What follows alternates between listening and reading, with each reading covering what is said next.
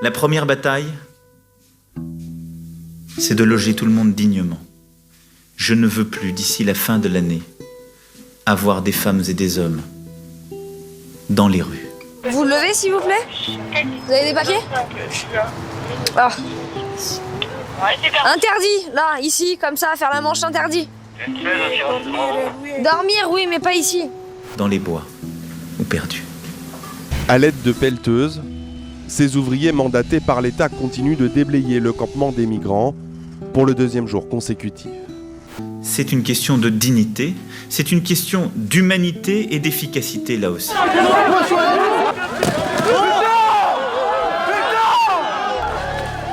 8 ans d'observation et de lutte contre l'injustice ont révélé un cycle infernal où les droits fondamentaux sont continuellement bafoués, laissant des personnes vulnérables prises au piège de l'errance et de la précarité. Une situation qui s'intensifie avec des événements tels que les Jeux Olympiques qui accueilleront des millions de touristes en 2024 à Paris. C'est ce que nous allons aborder aujourd'hui sur Blast avec Camille Gardès, enseignante chercheuse en sociologie urbaine et membre du collectif Accès au droit.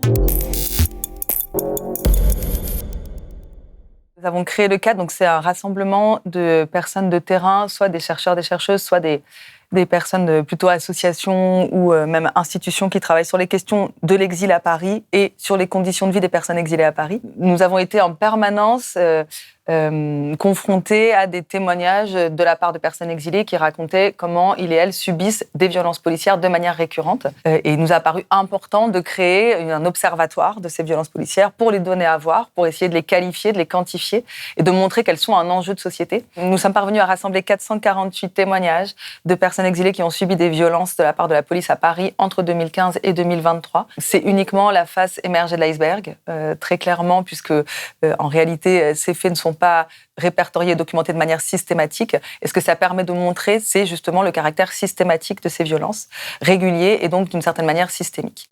Il ne reste plus qu'une immense étendue de sable et de terre. Retourner à la hâte pour faire disparaître toute trace de l'ancienne jungle de Calais. Les 250 CRS présents à Calais ont pour consigne la tolérance zéro. Tentes, sacs de couchage et couvertures sont systématiquement réquisitionnés. Objectif, éviter la formation d'un nouveau camp. Sur les 448 témoignages que nous avons recueillis, nous avons essayé de quantifier et de comprendre quel type de violence, à quel type de violence les personnes exilées étaient soumises de la part des forces de l'ordre. Et celle qui revient de manière la plus récurrente, à 88%, c'est une violence qui consiste à disperser les personnes de l'espace public, à faire des évictions de regroupement. On voit bien comment c'est tout à fait dans une logique de gestion des flux, d'invisibilisation aussi des personnes dans l'espace public, de mettre les gens en mouvement. Donc quelque part, le message très clair qui est passé, c'est vous n'êtes pas désirable dans cet espace public, vous n'êtes pas à l'abri dans cet espace public et, in fine, il n'y a aucun endroit en ville où vous pouvez clairement vous ancrer et vous installer. Il y a 3 semaines, ici, il y avait 250 personnes soudanaises qui survivaient là sous ce pont. Elles ont été emmenées dans différents sas régionaux, donc c'est des centres de tri en région et plus en Île-de-France. Elles ont été emmenées dans ces différentes régions et suite à ça, il y a des pierres qui ont été mises. Et en plus des pierres, pour être sûr que les gens ne reviennent pas, on a mis des grilles. Et donc ça, c'est des pratiques que malheureusement, on n'identifie que trop bien dans le cycle infernal des campements depuis 2015. On peut voir aussi que de l'autre côté du pont, il y a déjà des tentes qui, au milieu des pierres, se sont réinstallées. Mais vu qu'il n'y a pas encore de grilles, les gens ont essayé de trouver un peu de protection là-bas. Nous, au niveau des associations, des militants, on trouve ça évidemment hyper indigne. Et c'est le fait de toujours répondre à un problème social d'accueil par des mesures de sécurité, par des mesures d'éloignement, par des mesures d'occupation de l'espace public. C'est évidemment tout sauf insatisfaisant et ça ne résout pas le problème. Les gens vont trouver un autre pont, ils vont trouver un autre endroit plus loin, plus craignos. Ça va être plus difficile pour les associations de venir les aider, mais ça n'apporte aucune solution pérenne. À tout le secteur de Stalingrad, La Chapelle, etc., il y a de la présence policière tout le temps et c'est impossible pour les gens de s'installer là. Et ça, c'est beaucoup lié aux Jeux Olympiques parce qu'il y a une volonté de rendre Paris propre, d'enlever tout ce qui est pauvreté, misère, de cacher ça en tout cas, de cacher ça hors de Paris. Sur les quais. Pourquoi? Ils vont faire quoi sur les quais? Il y a des hébergements sur les quais? C'était pas votre objectif. Ah ouais, mais d'accord. Pourquoi? Ok. Je suis dans mon droit. Vous me laissez travailler. Je suis dans mon droit. Vous me laissez travailler. Non mais votre travail c'est de faire respecter la loi. La loi c'est d'héberger ces personnes. Non, la loi c'est d'héberger ces personnes. Allez-y. Ouais, j'ai le droit de filmer, presse ou pas. Je suis originaire d'Érythrée. Et je suis arrivé en France en 2014. Et pendant 12 ans, j'étais à la rue comme tout le monde. Et la vie, c'était très difficile parce que c'est pas un endroit fixe. Et souvent, il y a les polices qui arrivent, qui nous prennent nos tentes, qui nous dégagent l'endroit où on est. Tout le temps, il faut trouver un autre endroit pour être à l'abri. Par exemple, tout au début, comme j'étais ici justement au-dessus de ce pont, ils venaient, une fois qu'ils prenaient les tentes et tout ça, pour récupérer les affaires, ils nous frappaient carrément. Et ils nous frappaient, non, il n'y a pas des affaires ici, vous partez d'ici, vous dégagez. Comme j'étais à Calais aussi, par exemple, pareil, des fois, ils nous prenaient dans une voiture, on restait quelques minutes avec eux dans le commissariat. Ils nous lâchaient comme ça, on ne sait pas où aller, on ne connaît pas le pays, tu ne sais pas dans quel commissariat tu es. Donc on nous faisait marcher à pied pendant 1 heure, 12 heures, juste pour retourner là où on était ou pour rentrer dans la ville. Ils cassaient les tentes, ils ne comprenaient même pas à chercher parce que même si on n'avait pas grand-chose, mais on avait nos papiers quand même, parce que tout le temps, il y a des courriers, il y a des procédures. Donc on perdait le papier, il faut recommencer tout à nouveau, parce que les papiers sont dans la tente, et une fois qu'ils ont cassé la tente, il y a les voitures qui viennent derrière, qui récupèrent tout, et ils foutent ça aux poubelles direct en fait. Donc il faut recommencer tout à nouveau, il faut chercher les papiers, et ça prend du temps aussi. Et le procédure, donc c'était très compliqué.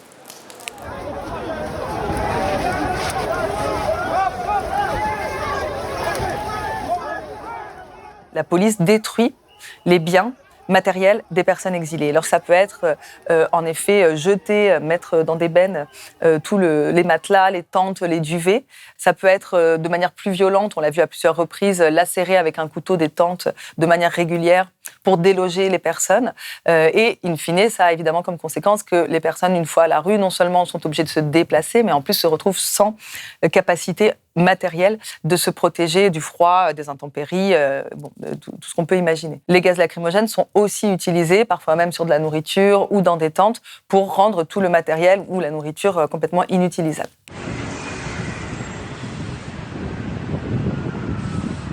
J'ai été dormir une fois en place de machine à laver.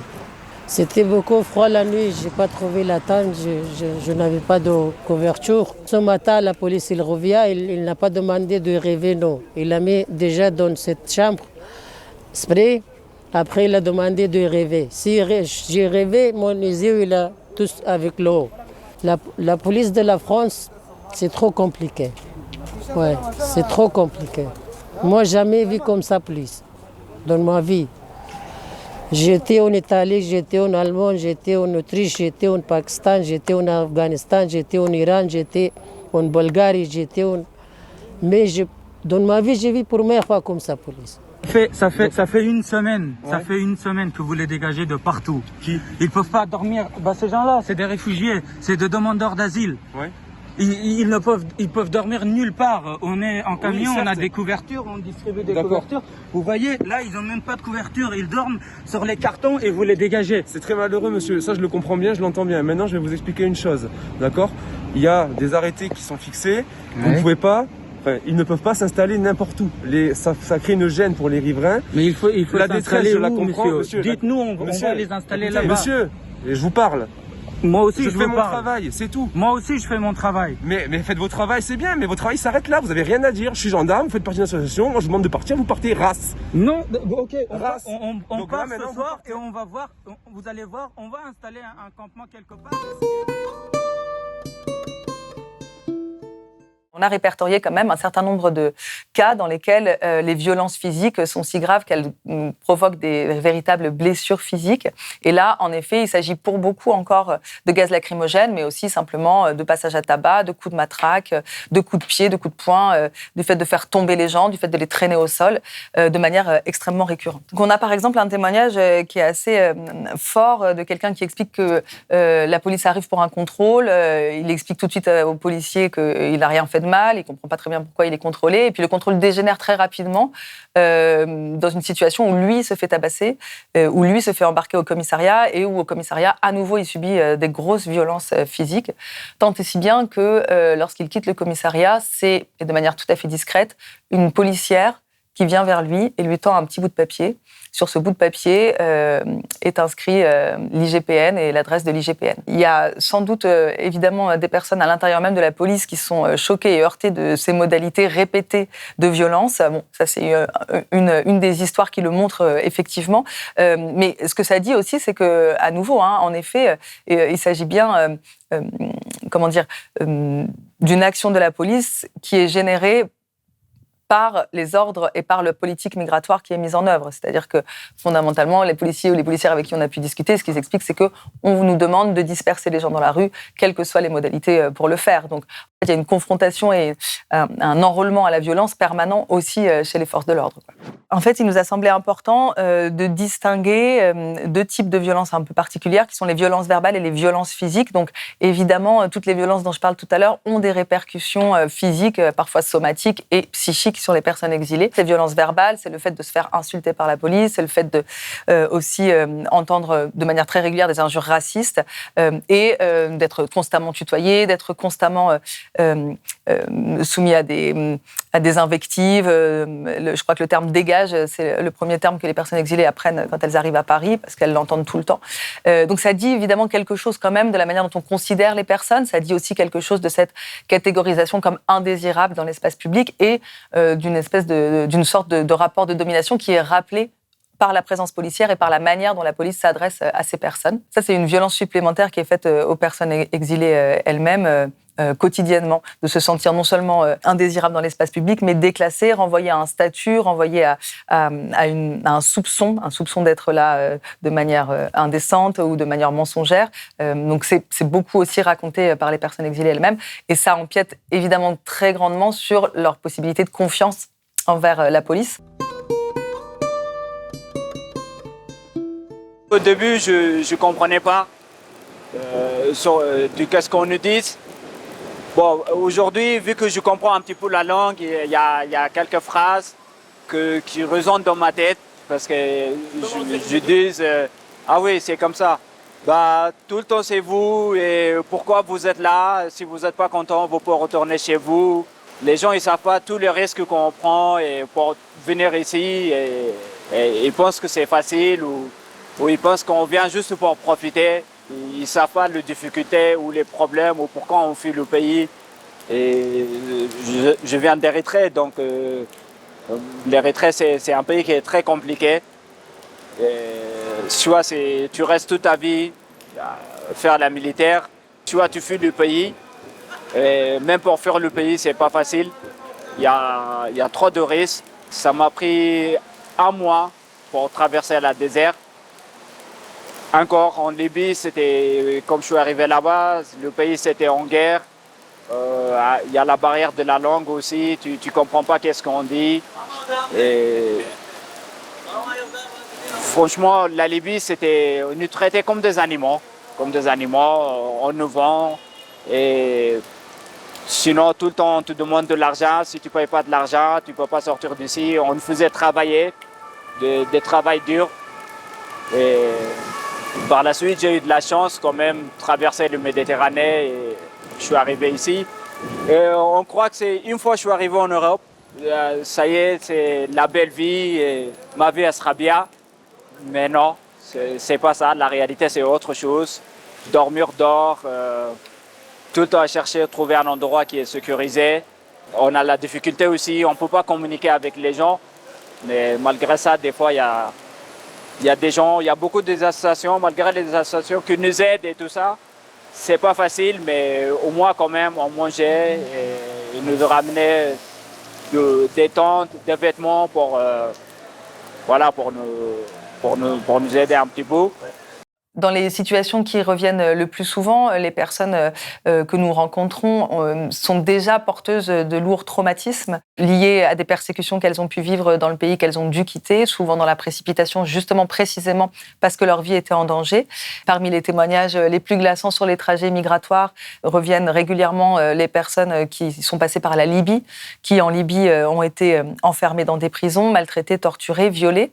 Et puis les personnes qui ont traversé la Méditerranée dans des conditions épouvantables, en perdant des proches, en risquant leur vie. Mais ce qu'on remarque finalement à Paris et avec cette confrontation régulière aux violences des forces de l'ordre, c'est qu'ils n'ont pas du tout la possibilité de soigner ou d'aborder ces traumatismes préexistants et au contraire, ils sont plutôt dans des situations où se recréent d'autres formes de détresse psychique, d'autres formes d'angoisse, d'anxiété, voire de traumatisme. Mais oui, c'est bien une troisième violence après celle de l'émigration et du trajet ou du parcours migratoire. Moi, mon taf à Médecins du Monde, c'est de coordonner une équipe de bénévoles, c'est des soignants, c'est des médecins, des infirmiers, il y a des interprètes, des psys qui interviennent sur les campements, sur les lieux de vie des personnes pour les faire accéder aux soins et pour les orienter à l'hôpital, dans les lieux importants pour leur suivi médical. Là, on est à 200 mètres à vol d'oiseau d'un campement qui était dans le parc de Bercy il y a 2 ans en hiver. Ce campement, il avait été attaqué par une personne qui était venue avec un sabre pour découper des exilés. Il y avait eu des blessés et 2 jours après, on était venu avec les assos, les personnes solidaires pour montrer notre soutien. La police est venue avec la Bravem, la brigade de répression de l'action violente motorisée, pour nous nasser. Ils ont verbalisé toutes les personnes qui étaient présentes et moi ils m'ont embarqué pour organisation d'un rassemblement non déclaré, sirène hurlante jusqu'au commissariat du 12e, on m'a gardé 1 heure ou 2 et après on m'a laissé sortir sans garde à vue en me disant simplification de la procédure pénale et en rigolant. En fait, ça c'est un des exemples parmi tant d'autres des entraves qui peuvent arriver aux associations et il y a eu des épisodes beaucoup plus violents. Je pense au Conseil d'État il y a quelques mois où les assos se sont mis avec des MNA et les jeunes et les associations se sont fait violenter physiquement, il y en a qui se sont fait arrêter et en fait, moi en coordination de l'Interorga et d'un peu toutes les assos, on a plein de remontées de bénévoles et de gens qui ont peur en fait maintenant de participer à une intervention de différentes assos, de venir avec Utopia, ils se disent mais en fait potentiellement on va être réprimé, potentiellement on va avoir des PV, nous on fait ça sur notre temps libre et on n'a pas d'argent, il y a beaucoup de gens qui sont étudiants ou un peu précaires, en fait ça fait que les gens vont se désinvestir et que voilà, c'est un bon système pour décourager les personnes et pour toujours avoir une réponse sécuritaire à un problème qui est humanitaire et social. Ce dont on est en train de parler, là, toutes ces violences policières, il ne s'agit pas du tout de bavures, il ne s'agit pas d'actes isolés de certains ou certaines policières, il s'agit bien, au contraire, de ce qui forme le répertoire d'action de la police à Paris envers les personnes exilées. Et donc, c'est un symptôme, en fait, de ce gouvernement d'immigration, un symptôme des politiques migratoires. Ce que je veux dire par là, c'est que c'est systémique au sens où c'est intégré dans le gouvernement d'immigration. Ça dit quelque chose du gouvernement d'immigration actuel, et donc précisément, c'est un continuum de violences institutionnelles. In fine, les violences policières, aussi graves qu'elles soient, ne sont qu'un des dispositifs ou qu'une des facettes de ces violences institutionnelles. Ce qu'on appelle violence institutionnelle, c'est la grande précarité socio-économique dans laquelle les procédures administratives, la longueur des procédures administratives, la difficulté des procédures administratives placent les personnes exilées. C'est aussi des formes de violence dans du non-accueil par un manque de communication, le fait que les dispositifs ou les procédures plutôt ne sont pas systématiquement traduites. Donc c'est vraiment complexe pour les personnes de produire les documents ou de déposer tout ce qu'il faut pour leur procédure. Fondamentalement, on voit bien comment apporter une réponse sécuritaire par l'intervention de la police à une question qui est d'abord une question sociale, celle de personnes exilées à la rue, fondamentalement ne peut que provoquer ces violences policières que nous mettons en exergue dans le rapport. Après 10 ans, même si j'ai eu les papiers, et par rapport, parce que j'ai d'autres personnes, toujours qui n'ont pas eu les papiers, qui sont toujours dans difficulté, en quelque sorte, bon, le papier quand même, ça nous aide pour travailler, pour avoir les soins correctement si on a un problème de santé et tout ça. Mais la vie reste difficile quand même toujours parce que c'est pas facile pour trouver du travail, c'est pas facile pour trouver du logement. Nous avons choisi de prendre cette période de 2015 à 2023, de la faire commencer à 2015 parce que c'est en 2015 qu'est devenue visible la situation de grande précarité de personnes exilées qui dormaient dans la rue sous la forme de véritables paysages de campements de rue. Cette visibilité a donné lieu à des dispositifs qu'on appelle des dispositifs d'évacuation avec des propositions de mise à l'abri. Mais pour beaucoup de ces personnes, en fait, c'est des solutions très ponctuelles. Ça peut être parfois 24 heures, 48 heures, quelques jours. Et comme, in fine, le problème structurel, c'est celui du dispositif d'hébergement qui est saturé, il n'y a pas suffisamment de place pour vraiment garantir un accès à de l'hébergement stable, voire à du logement, à ces personnes à la rue. Le fait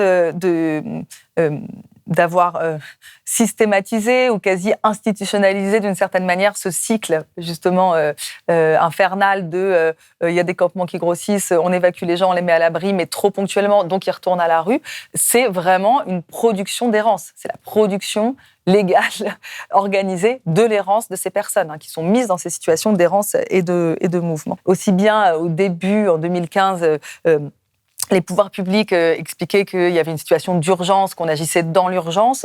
8 ans après, ce qu'on constate, c'est que finalement, on est passé d'un gouvernement dans l'urgence à un gouvernement par l'urgence. Et on a comme ça la création de campements de rue, des évacuations de campements de rue avec des mises à l'abri, et puis très rapidement, soit de nouvelles personnes qui arrivent, c'est vrai, mais aussi beaucoup de personnes qui étaient déjà dans la rue et qui se retrouvent à nouveau dans la rue, donc qui reforment un campement, qui est lui-même évacué, etc., etc. Cette modalité d'action, ce qu'elle révèle quand même, c'est l'idée qu'il faut décourager les personnes exilées de rester. Si on va déloger les gens de l'espace public, si on va les déloger, même lorsqu'ils sont cachés en effet sous un pont ou dans un interstice entre le périphérique et l'autoroute, c'est aussi parce que, in fine, le message global, c'est « vous n'êtes pas les bienvenus ici ».